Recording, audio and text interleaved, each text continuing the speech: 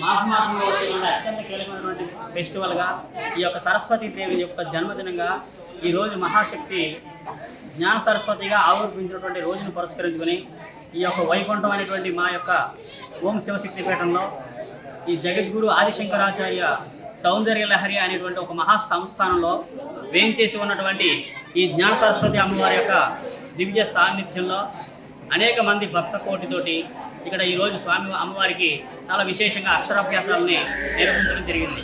ఇది శ్రీమాన్ భక్తుల బలరామకృష్ణ గారి యొక్క విధి నిర్వహణలో ఆ స్వామివారి ఈ యొక్క దేవతా సమూహ క్షేత్రాన్ని నిర్మించడం జరిగింది.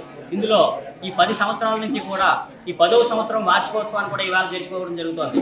అలాంటి వార్షికోత్సవంలో భాగంగా ఈరోజు అనుకోకుండా చక్కగా ఈ అమ్మవారి యొక్క చాలా విశేషమైనటువంటి ఈ యొక్క జ్ఞాన సరస్వతి తల్లి యొక్క శ్రీ పంచమి అయినటువంటి పురస్కరించుకుని ఈవేళ ఇంతమందితో ఈ యొక్క అక్షరాభ్యాసాలను ఇక్కడ నిర్వహించడం జరుగుతుంది.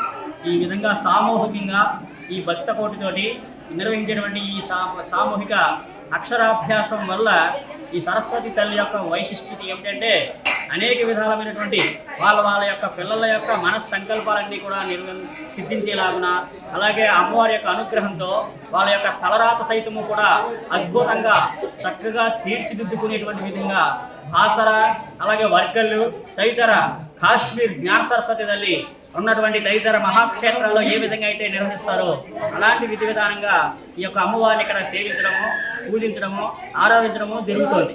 ఈ రోజంతా కూడా ఈ వసంత పంచమిని పురస్కరించుకుని ఉదయం నుంచి సాయంత్రం వరకు కూడా ఈ విధంగానే పూజలు జరుగుతూ ఉంటాయి.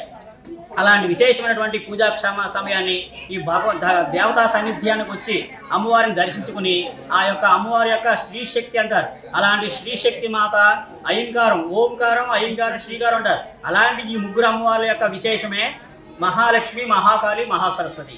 ఒక ఆవిడ ఇచ్ఛాశక్తి అంటారు. అలాగే ఇచ్ఛాశక్తి, జ్ఞానశక్తి, క్రియాశక్తి ఏదైతే ఉందో వాళ్ళ యొక్క గోల్ ఏదైతే ఉందో ఆ గోల్కి సంబంధించినటువంటి తల్లిగా ఆ యొక్క గాయత్రి మాతగా ఇక్కడ అనుగ్రహిస్తున్నారు. అలాగే రెండో అమ్మవారిగా ఇక్కడ ఉన్నటువంటి తల్లిగా జ్ఞానశక్తి రూపంలో రెండో అమ్మవారు, అలాగే మూడో అమ్మవారిగా క్రియాశక్తిగా మహాలక్ష్మి అమ్మవారు. ఈ ముగ్గురికి కలిపి ఒకే చోట ఒకే వేదిక మీద వేయించేసి ఆ పిల్లల చేత ఈ అక్షరాభ్యాసం చేయించడం వల్ల వాళ్ళ యొక్క తలరాత ఉద్యోగము మంచి ఉన్నతమైనటువంటి స్థానానికి అధిరోహించేటువంటి అద్భుతమైనటువంటి యోగక్షేమాలు ఇక్కడ ఏర్పడతాయన్నటువంటిది ఒక సందేశం.